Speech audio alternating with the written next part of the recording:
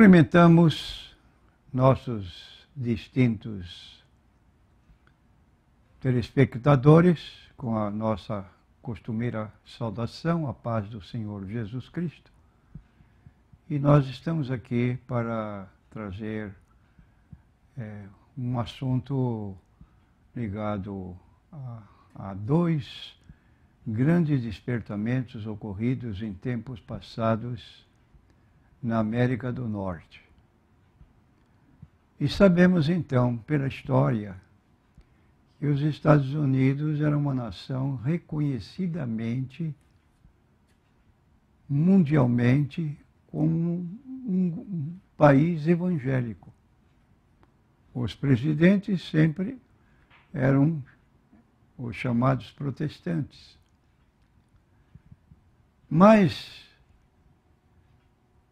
temos também lido e conhecido que tem havido ultimamente um tipo de sonolência espiritual e de indiferença espiritual. E eu estive uma certa ocasião nos Estados Unidos e, passeando para conhecer a cidade, vi grandes templos. E entrei para pedir informações, saber de que igreja era esse templo e como estavam funcionando. E fui informado então de que os grandes templos levantados nos tempos de despertamentos ocorridos 100, 200 anos atrás, estavam agora em desuso. E as igrejas estavam vendendo esses grandes templos, suntuosos mesmos, porque não havia presentes ou alunos nas escolas bíblicas dominicais. Mais tarde, eu tomei conhecimento através do jornal, quando já no Brasil, que os ateus dos Estados Unidos estavam num crescimento vigoroso e que estavam comprando os templos vazios, que não eram ocupados mais pelas igrejas evangélicas, para ministrar um ensino, escute só, meu prezado ouvinte, um ensino sobre o ateísmo, porque eles tinham filhos que eles queriam que esses filhos seguissem no mesmo caminho dos pais e que eles iam então receber orientação de professores especializados a respeito de fazer defesa do ateísmo quando conversassem com crentes que criam na Bíblia e admitiam a existência de Deus. Ora, isso é chocante, chocante mesmo, saber que ocorre isto atualmente nos Estados Unidos. E eu pergunto, agora trazendo a situação para o nosso país, qual é a frequência dos membros das igrejas que trazem suas famílias, acompanhada de seus filhos ainda adolescentes ou já na faixa da juventude, para que eles possam participar religiosamente todos os domingos da escola bíblica dominical.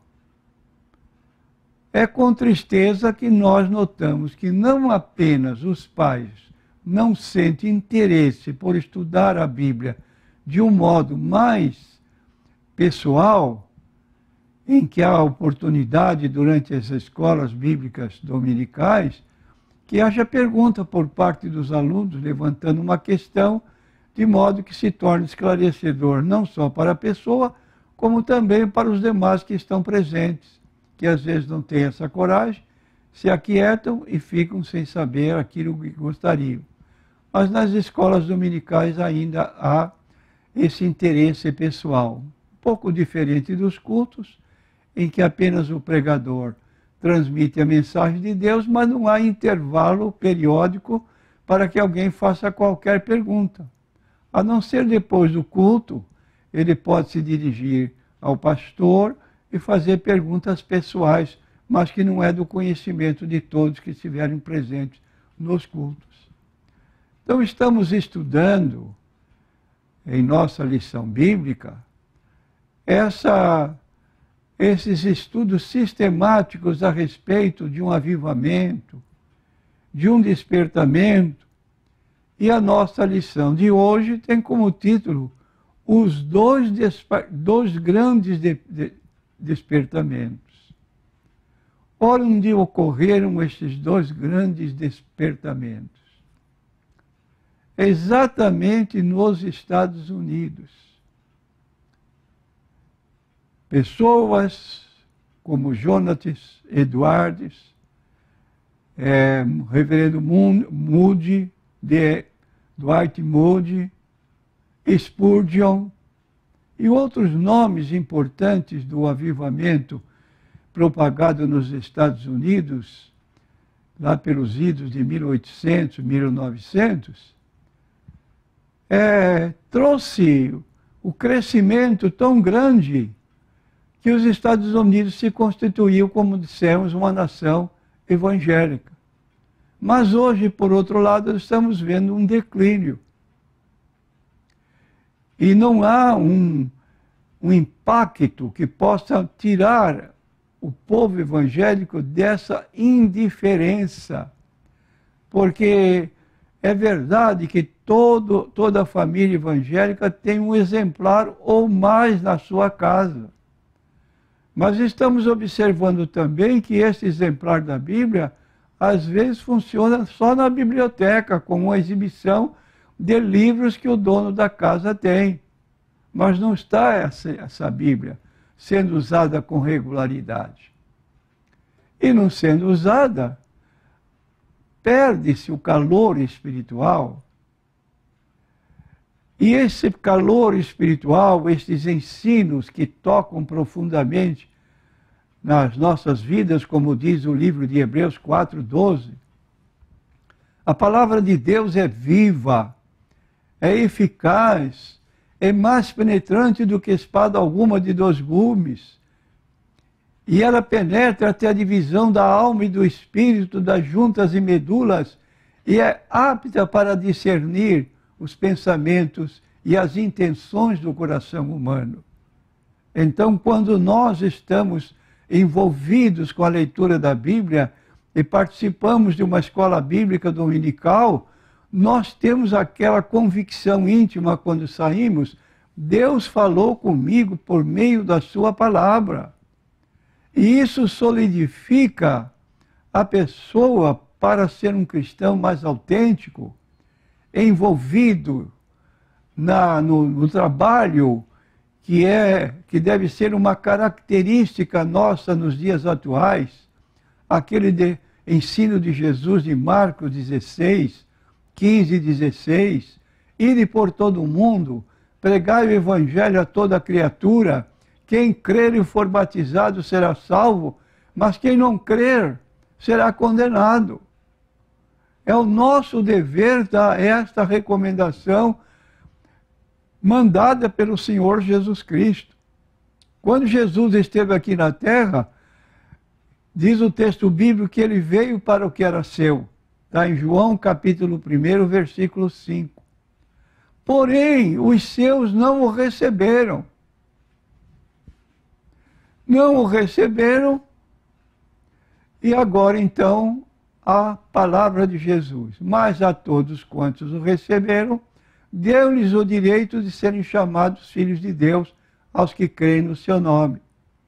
Então podemos dizer que, limitadamente, Jesus restringiu seu ministério aos judeus. Capítulo 10 de Mateus, quando ele escolheu os 12, ele mandou que eles fossem às aldeias perdidas da casa de Israel. Mandou que não entrassem nas aldeias dos gentios, porque os judeus tinham o primeiro lugar dentro do plano de Deus. Mas desde que os judeus rejeitaram o Senhor Jesus Cristo, na segunda vez da ordem de Cristo, depois da qual ele ascendeu ao céu, foi esta que nós apontamos de Marcos 16, 15 e 16. Agora ele disse, ide por todo o mundo. Não é mais restritamente a um povo, a todo mundo. Pregar o evangelho a toda criatura. E fundamentalmente uma pessoa, para poder ser uma testemunha de Jesus, como nós lemos em Atos dos Apóstolos, capítulo 1, versículo 8, recebereis poder ao descer sobre vós o Espírito Santo e ser-me-eis testemunhas, tanto em Jerusalém como em toda a Judéia, Samaria e até os confins da terra. Onde fica a nossa Jerusalém? É a nossa cidade onde nós moramos. E assim, quando fala Judéia, nós entendemos, por exemplo, o estado em que moramos.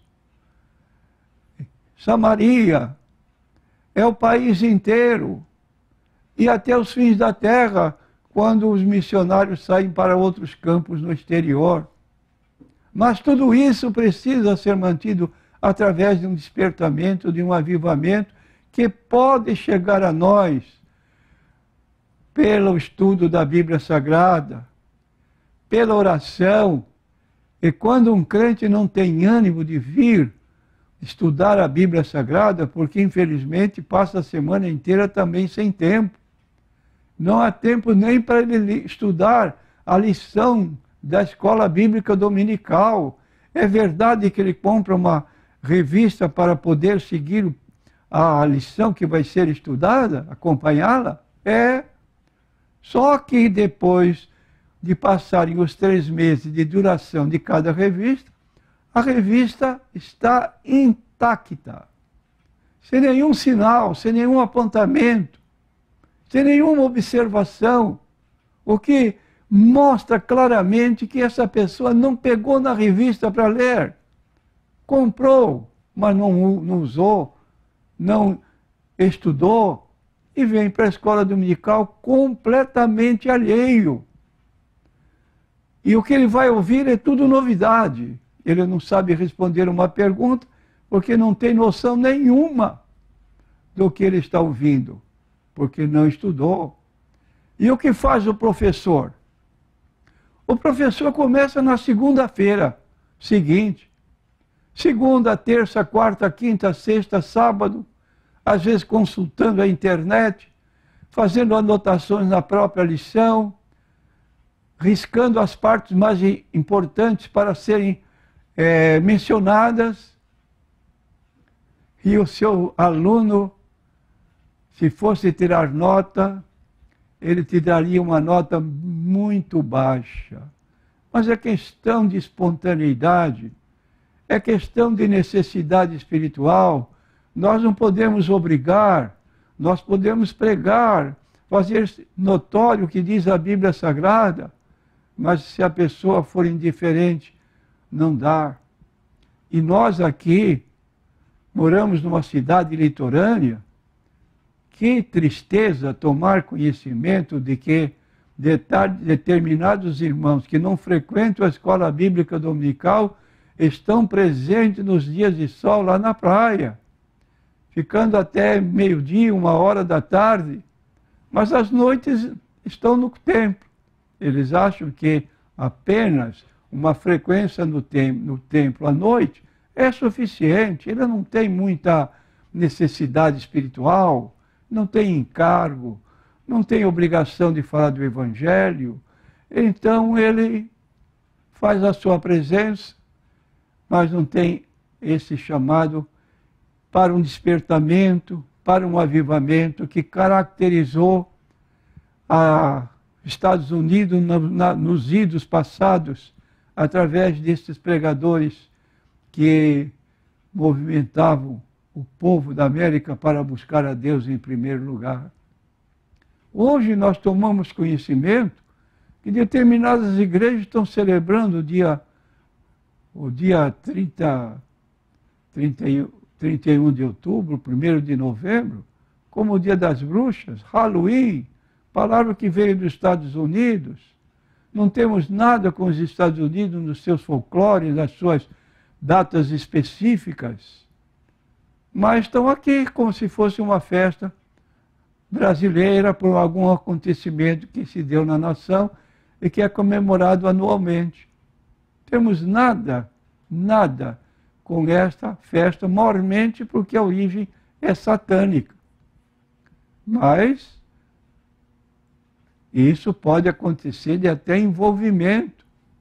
Quando nossos filhos não ouvem nada da Bíblia Sagrada, chegam na escola, a professora quer obrigar a fazer um trabalho, e eles não sabem dizer nada, e às vezes ficam envolvidos com os assuntos que são ventilados pela professora, que não sabe nada de Bíblia, e tem uma religião diferente, e ali então a criança cresce naquele ensino impróprio, quando devia acontecer, como diz o livro de Provérbios, ensina a criança no caminho que deve andar e quando crescer não se desviará dele. Que Deus possa abençoar o meu prezado telespectador e fica convidado para nosso estudo bíblico no próximo domingo, que terá este tema, o seguinte tema que nós vamos apresentar para o próximo domingo é os primeiros passos do Evangelho no Brasil. Você conhece a nossa história? Você é brasileiro. Tem a obrigação de saber como correu o Evangelho e penetrou aqui no Brasil. Pensa que nossos irmãos brasileiros não foram mortos? Foram mortos porque Portugal tinha determinações impedindo que entrassem líderes evangélicos aqui. Eram perseguidos até a morte. Um brasileiro não podia, que fosse crente não podia ser sepultado num cemitério público da nação, da cidade onde morava. E outras coisas mais que nós podemos adiantar para o próximo domingo, quando estaremos reunidos. E você precisa conhecer a história, você que é evangélico, conhecer como é que vieram esses missionários. E vou dizer mais, você observa os primeiros missionários que chegaram aqui no Brasil, tudo nome inglês. América do Norte e Inglaterra. As duas nações que mandaram os primeiros missionários aqui para o Brasil. Então, estão em atividade esses missionários por todo o mundo. Mas, embora a nação esteja em declínio espiritual, esperamos que Deus possa reavivar de novo os Estados Unidos. Amém.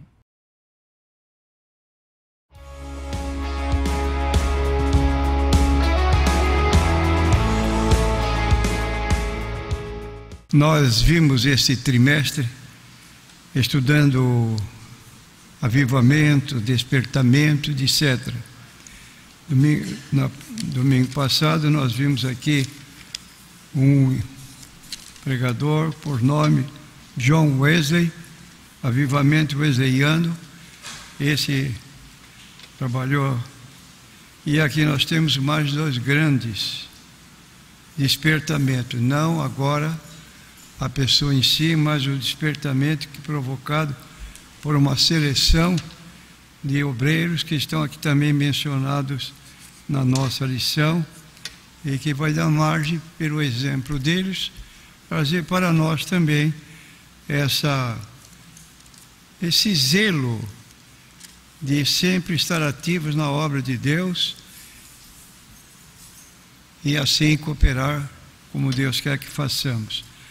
O nosso texto bíblico está em 1 Tessalonicenses, capítulo 5, versículo 16 e 19. É uma leitura muito pequena, mas nós vamos fazer esta leitura como de costume. 1 Tessalonicenses 5, 16. São versículos muito curtos. Regozijai-vos sempre. Em tudo dai graças, porque esta é a vontade de Deus em Cristo Jesus para convosco.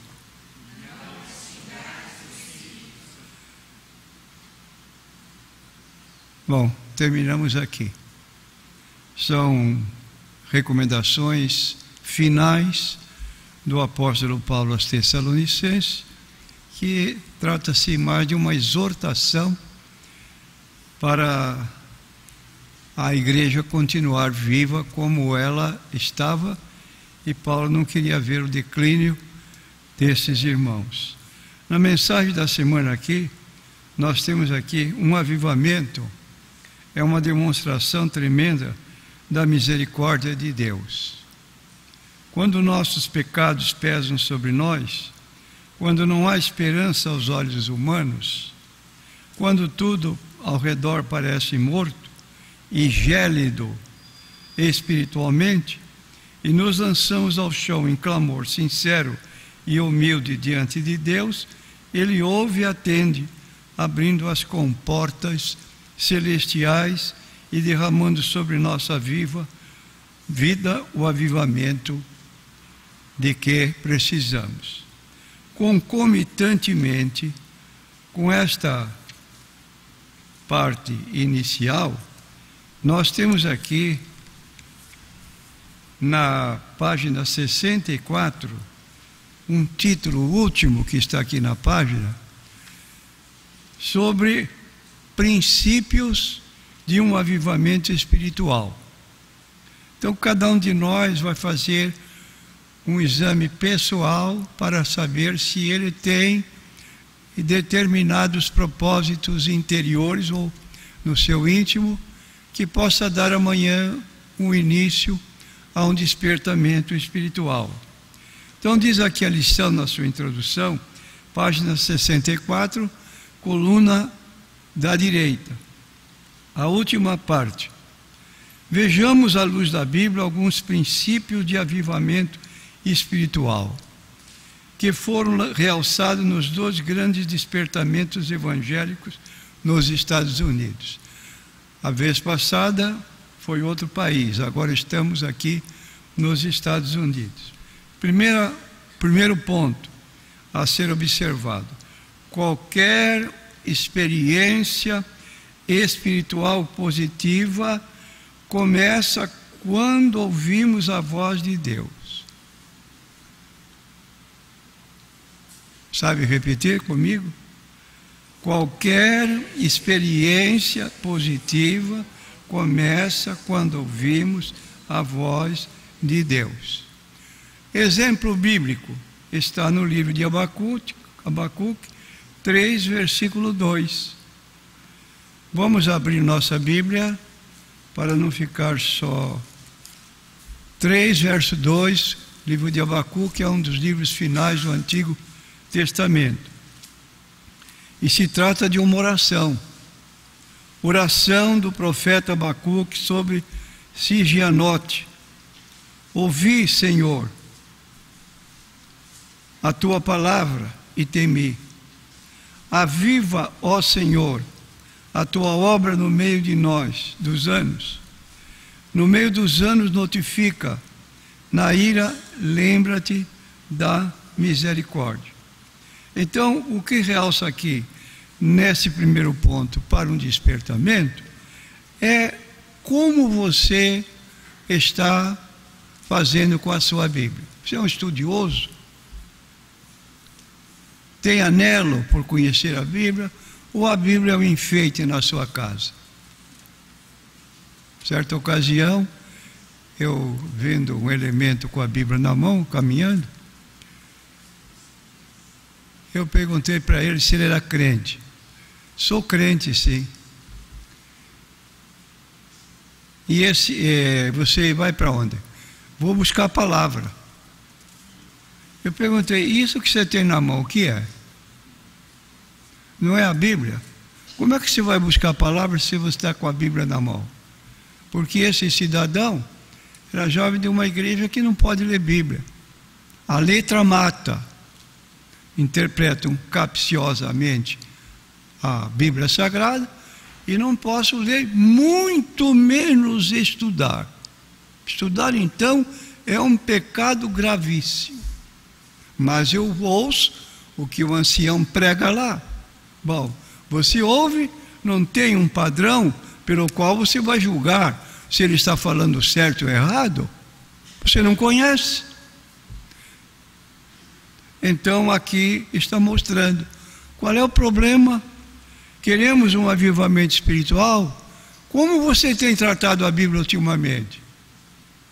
Por favor, não me fale naquele princípio que nós estamos ouvindo aí por fora, e você lê a Bíblia durante todo o ano. Se você fizer uma vez na vida, esse trabalho está correto. Mas se você viver sempre, todo ano, já li uma vez, 2 vezes, 3 vezes, 4 vezes, está contando os anos que está lendo a Bíblia. Por que não é próprio? Porque você não está estudando a Bíblia. Você tem um panorama da Bíblia. Talvez algum relato de um acontecimento bíblico você esteja apto para apontar. Isso está na Bíblia, mas você não sabe onde está e não sabe como interpretar esse ponto que está sendo dado. E isso não é para característica própria só de pastores, é de cada crente. Procura apresentar-te a Deus aprovado. Bom, agora tem que falar obreiro. Cada um seja obreiro, como obreiro que não tem de que se envergonhar, que maneja bem a palavra da verdade. Então aqui está, qualquer experiência espiritual positiva começa quando ouvimos a Deus. Deus pode nos falar audivelmente, mas, de princípio, nós encontramos aqui a Bíblia Sagrada, que é o apoio mais correto de lermos, de sabermos a vontade de Deus. O profeta só clamou por avivamento depois de ouvir o Senhor. Então, quando nós temos consciência de que Deus falou conosco por uma pregação, que Deus falou conosco pela Bíblia lida pela própria pessoa em sua casa, ou quando ela ouve a palavra no templo, ela pode dar início a um avivamento espiritual que pode ser anelante, mas que ela não desfruta porque não dá o ponto de partida. Então, a nossa conversão em nossa renovação espiritual, ou mesmo o avivamento da igreja e o despertamento espiritual de uma nação, só são possíveis depois de ouvirmos a Deus. E o que nós temos na nossa lição é a indicação destes homens da outra América que deram início ao avivamento naquela mesma nação. E a prova maior disso é que os americanos estão espalhados por todo o mundo, quase todo, onde há campo para isso, através de missionários que vêm de lá. Por exemplo, quase todas as entidades evangélicas aqui no Brasil vieram de obreiros dos Estados Unidos, disseminando para todos os países a mensagem do Evangelho. Então, só são possíveis quando ouvimos a Deus. Edwards, Finney, Spurgeon, Moody e outros grandes homens de Deus daquela época eram pessoas sensíveis à voz de Deus em seus corações, em sua palavra. Então, irmãos, devemos ter apego à palavra de Deus, porque ela desperta a nossa vida. Está lá no livro de Hebreus, capítulo 4, versículo 12, deixa eu ver se eu acerto. Diz assim o escritor bíblico: porque a palavra de Deus é viva e eficaz e mais penetrante do que espada alguma de 2 gumes, e penetra até a divisão da alma e do espírito, das juntas e medulas, e é apta para discernir os pensamentos e intenções do coração. Versículo 13: e não há criatura alguma encoberta diante dele, antes todas as coisas estão nuas e patentes aos olhos daquele com quem temos de tratar. Então este livro, irmão, é o que diz aqui a palavra de Deus, é penetrante, mais do que espada alguma de 2 gumes, penetra até a divisão da alma, do espírito, junto às medulas, e aquele pensamento secretíssimo,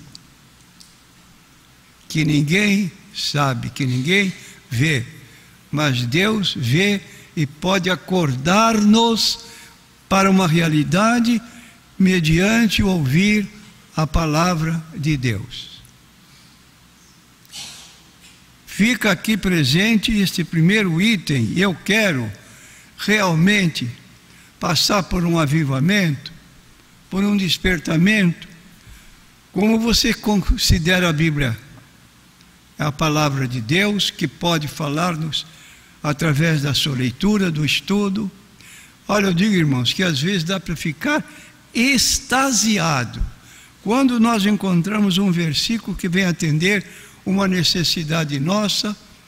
É como se ficássemos com uma alegria muito profunda no íntimo, porque Deus falou conosco por aquele versículo. E outras vezes que nós nos esquecemos do versículo, e quando de novo passamos uma segunda vista, aquele versículo vem à nossa mente com uma clareza muito grande.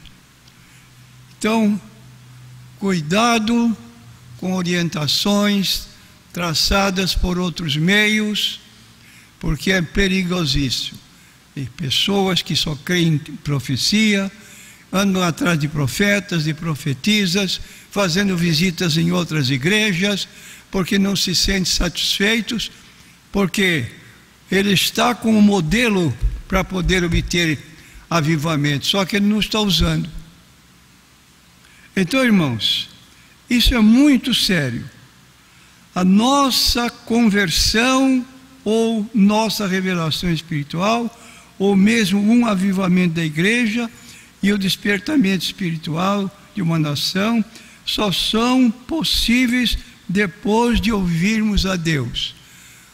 Talvez não ouçamos a voz de Deus audivelmente, porque Deus antigamente falou de muitas maneiras, aos pais pelos profetas, a nós nos últimos dias pelo Filho. E Jesus disse então: eu vou rogar ao Pai que mande outro Consolador para que fique convosco. Convém que eu vá, para que não fiqueis órfãos. Então o Espírito Santo ilumina o nosso coração, mormente quando estamos com a palavra de Deus em nossa mente. Uma igreja com pessoas que conhecem a Bíblia é uma igreja vitoriosa. Agora, quando temos uma igreja que os crentes não gostam de estudar a Bíblia, repelem mesmo abertamente, ficam aí 5, 10, 15 anos na igreja e não sabe nada. Não sabe nada porque não se esforça, porque não faz um estudo da Bíblia. Em segundo lugar, nós temos aqui indicado, ainda agora na página seguinte, a página 65 do lado esquerdo, o verdadeiro derramamento do Espírito vem pela palavra de Deus. Salmo 119 e versículo 154. É uma repetição, né? Ouvir a Deus na Bíblia. Ouvir a Deus pela palavra, receber um derramamento do Espírito Santo também vem pela Bíblia. Salmo 119, versículo 154. Diz assim o texto: pleiteia a minha causa e livra-me, vivifica-me segundo a tua palavra. Então o versículo tem duas fases. Primeiro, ele estava pedindo socorro a Deus, e a minha causa, como se dissesse, eu meu advogado. E segundo, interiormente ele estava precisando vivifica segundo a tua palavra. Então, o verdadeiro derramamento do Espírito vem pela palavra de Deus. Todos esses homens eram apaixonados pela palavra de Deus e por conservação da genuína doutrina bíblica. E você vai notar na descrição da vida desses cidadãos, como havia esses homens estudiosos da Bíblia que não passavam uma hora lendo a Bíblia, passavam muito mais. E nós temos aqui então, para você não perder o valor da Bíblia Sagrada, mas procurar sempre lê-la, mormente como você tem uma pessoa que pode ajudá-la na interpretação, que se oferece para dar um estudo para você e não cobra. 2 Timóteo 2,15. Paulo recomenda ao seu filho na fé Timóteo que desde a meninice tu sabes as sagradas letras que podem fazer-te sábio para a salvação pela fé que há em Cristo Jesus. Qual é a idade de uma criança que está passando pela meninice? Quantos anos ela tem, mais ou menos? É um menino, por exemplo, tá? Uma meninice. 7, 8, 10 anos. Timóteo foi uma pessoa criado primeiro pela sua avó, depois pela sua mãe Eunice, e Paulo reporta-se: tu sabes as sagradas letras desde a tua meninice, que podem fazer-te sábio para a salvação. Quando é que nós devemos começar a ensinar nossos filhos a respeito da Bíblia? Alguém disse: quando ele tiver 4 anos. Meu irmão, você já perdeu 4 anos. Se você está esperando ele chegar a 4 anos para começar a ensinar, você já está perdendo. E esse período da vida de uma criança, que todos nós fomos crianças, é um meio eficaz de conservar a criança sempre naquele propósito que ela obteve orientação. Ensina a criança no caminho que deve andar e quando crescer não se desviará dele. Mas não vai começar depois dos 15 anos, quando está jovem já com 17 anos. Aí você vai ter um filho rebelde que não quer aceitar. Mas se você começar cedo, você vai ter ainda um filho que vai ser obediente. E aqui está todos esses homens apaixonados pela palavra de Deus e pela conservação da genuína doutrina bíblica. E ainda temos em 1 Timóteo 4, abra sua Bíblia, sem ter preguiça de abrir a Bíblia. 1 Timóteo 4, 6, diz assim: propondo estas coisas aos irmãos, serás bom ministro de Jesus Cristo, criado com as palavras da fé e da boa doutrina que tens seguido. Estava falando a quem? A Timóteo. Você conhece Timóteo, desde da menor idade que você tinha. Versículo 7, mas rejeita as fábulas profanas. Fábula profana é a pessoa que prefere ler revistas aí mundanas, com aventuras, com outros meios impróprios até para um cristão, enche a sua cabeça de fábulas e depois não joga fora a Bíblia Sagrada porque não se concilia. Ou uma leitura ou outra. Então aqui Paulo está prevenindo. Mas rejeita as fábulas profanas e de velhas, exercita-te a ti mesmo na piedade.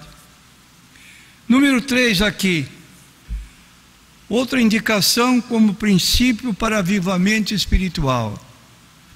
Essa lição é muito boa para você guardar e poder orientar outras pessoas. Qual é a terceira colocação? O temor de Deus é princípio básico para um avivamento genuíno. Temos uma citação aqui no Antigo Testamento, livro de Provérbios, capítulo 1 E versículo 7, nós lemos aqui, diz o texto: o temor do Senhor é o princípio da sabedoria. Os loucos desprezam a sabedoria e a instrução.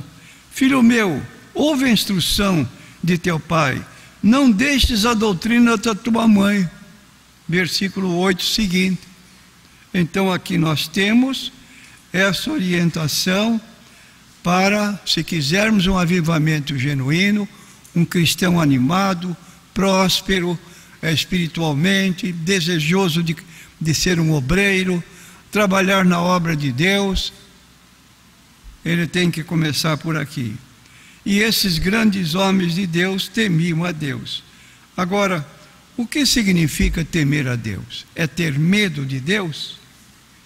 Vamos ver aqui no livro de Eclesiastes, o grande término deste livro de Eclesiastes, que diz assim no capítulo 12, qual é o dever supremo do ser humano aqui na terra? Por que é que você vive? Por que Deus lhe concedeu com vida?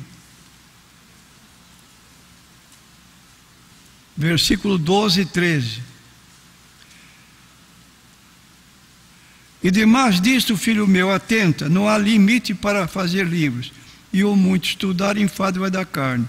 De tudo que se tem ouvido, o fim é, a finalidade da nossa vida é temer a Deus, não ter medo de Deus, mas Deus é um ser por nós respeitado, um Deus que nós adoramos, um Deus que nós a servimos, e isso aqui é objetivo único, porque fomos criados. Por que você vive?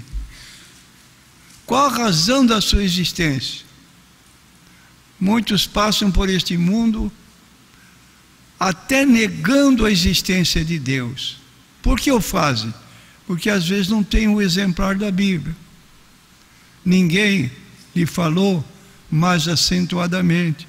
Então aqui está dizendo: teme a Deus, guarda os seus mandamentos, porque este é o dever de todo homem.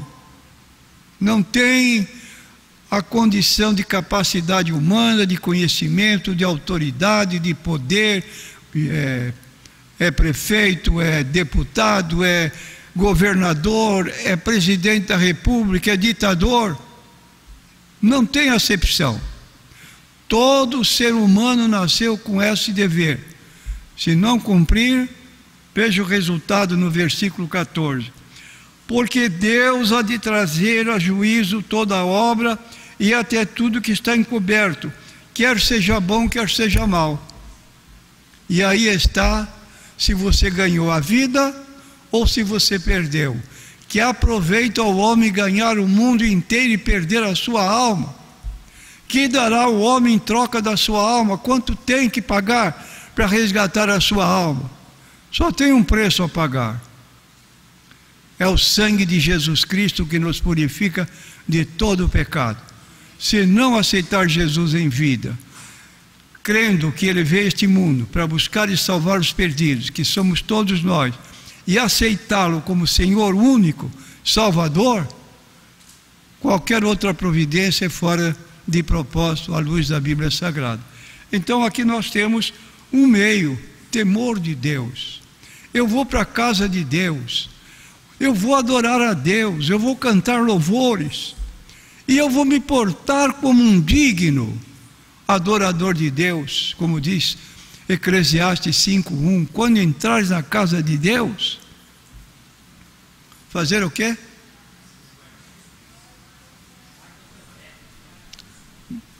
Guarda o teu pé quando entrar na casa de Deus.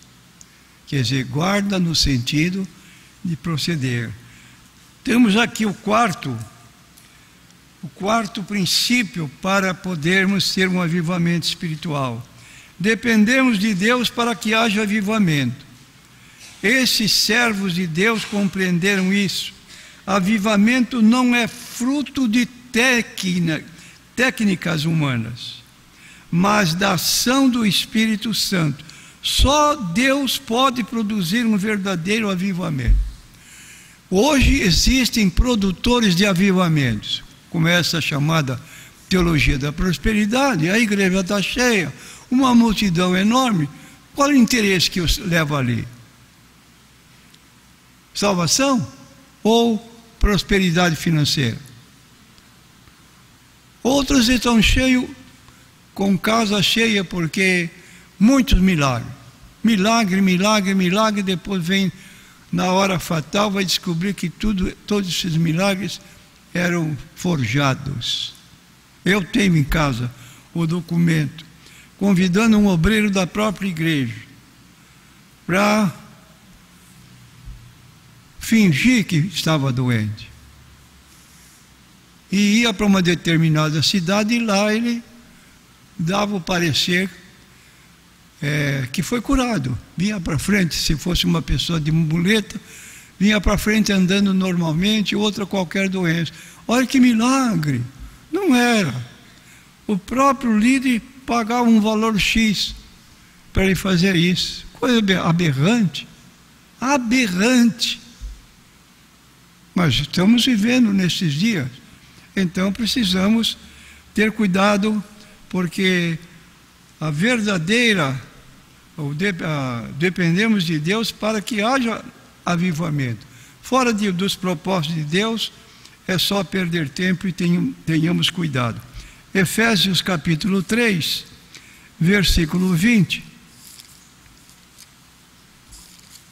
Diz assim o texto bíblico, 3:20. Ora, aquele que é poderoso para fazer tudo muito mais abundantemente, além daquilo que pedimos ou pensamos, segundo o poder que em nós opera, a esse glória na igreja, por Jesus Cristo, em todas as gerações e para todo sempre. Então aqui está, dependemos de Deus para o avivamento. Não forcemos uma ocasião, um movimento, como se fosse avivamento, se realmente não ocorre. E o quinto, então, princípio: sem oração não há avivamento. E nós temos um texto aqui muito bonito, muito próprio, em 2 Crônicas, capítulo 7 e versículo 14. Esse versículo é lido em ocasiões quando determinadas igrejas estão passando por um problema interno e então se lembram deste capítulo 7, versículo 14, para poder pedir a Deus socorro para a solução do problema que parece tão aflitivo.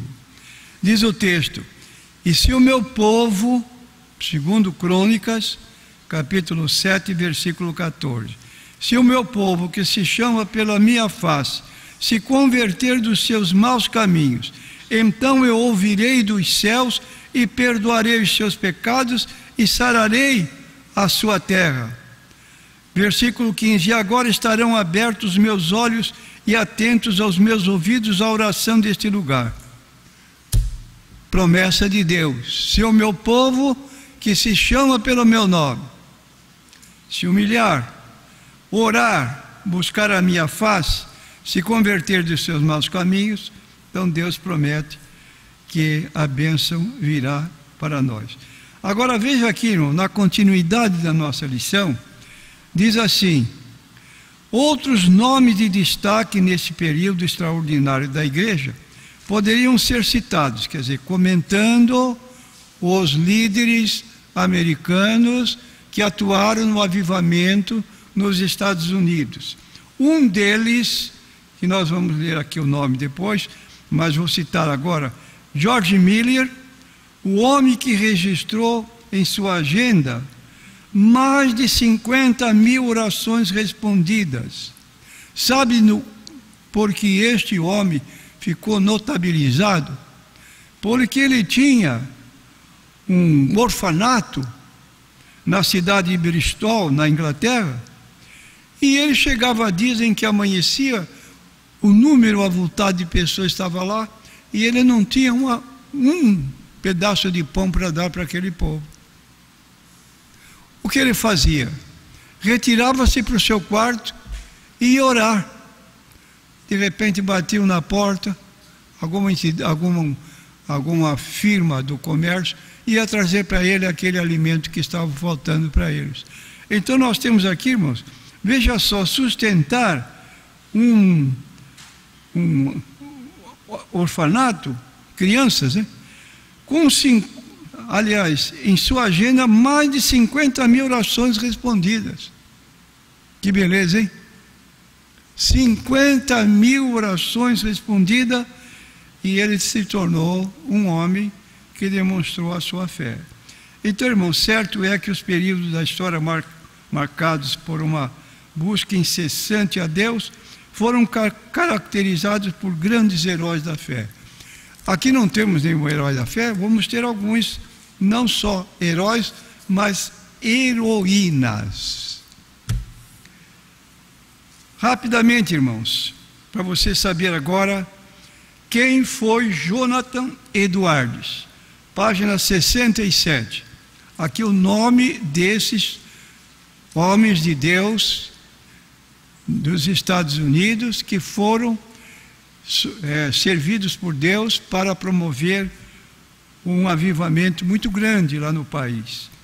Infelizmente, irmãos, hoje os Estados Unidos tem um presidente que não é cristão. Hoje, nos Estados Unidos, há uma predominância de membros de igreja, quer dizer, de várias seitas, hinduísmo, budismo, confucionismo, islamismo, e o número de evangélicos diminuiu. Por quê? Acabaram-se os homens que oravam, e o país hoje está num declínio espiritual. Nunca entrava um presidente da República que não fosse evangélico na nação. Isso anos atrás. Agora já perderam a estribeira, quer dizer, está uma nação comum. Então nasceu East Windsor, Connecticut. Está certa a minha pronúncia? Estados Unidos, em 5 de outubro de 1703, filho de um fervoroso ministro evangélico, pai crente, hein? Da igreja congregacional que temos aqui no Brasil. Eduardo se interessou, esse é o primeiro nome dele, o sobrenome. Eduardo desde cedo se interessou pelo estudo da palavra de Deus. Aos 6 anos começou a estudar latim. Aos 13 anos era fluente em latim, grego e hebraico. Fenômeno? Penso que não. Cuidado dos pais para orientar a criança. Em 1720, com 17 anos, obteve o bacharelado no colégio da Yale, em New Haven. Em seguida, deu início aos seus estudos teológicos na mesma instituição. Fabuloso! É uma pessoa, uma jovem que tem interesse de estudar. Após concluir seu mestrado, em 1722, pastoreou a igreja presbiteriana de Nova York por 8 meses e assumiu uma cadeira de professor assistente na Universidade da Yale, cargo que ocupou por apenas 2 anos por não resistir à chamada para o ministério que ardia no seu coração. Em 1726, aos 23 anos, assumiu a função de pastor assistente do seu avô, Salomão Stoddard, 1643 a 1729, e nós temos então líder da igreja congregacional na cidade de Northampton, Massachusetts. E temos aqui em julho de 27, Eduardo casou-se com Sara Pieronte. Todos os 11 filhos do casal chegaram à idade adulta, algo raro naquela época.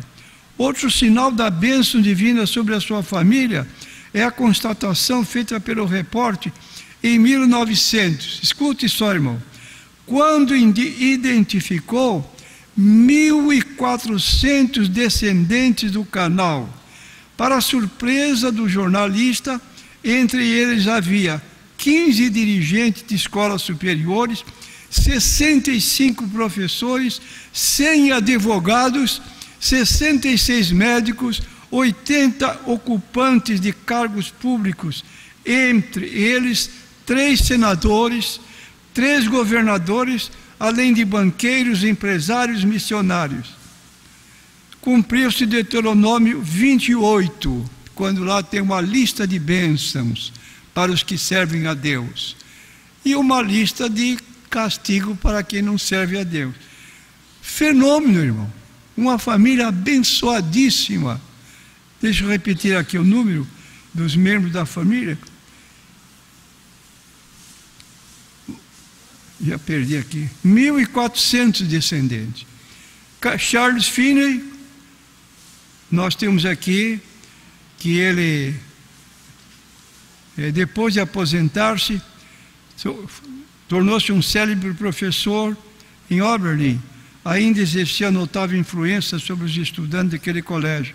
Não raras vezes era convidado a ministrar aula, mesmo com mais de 80 anos.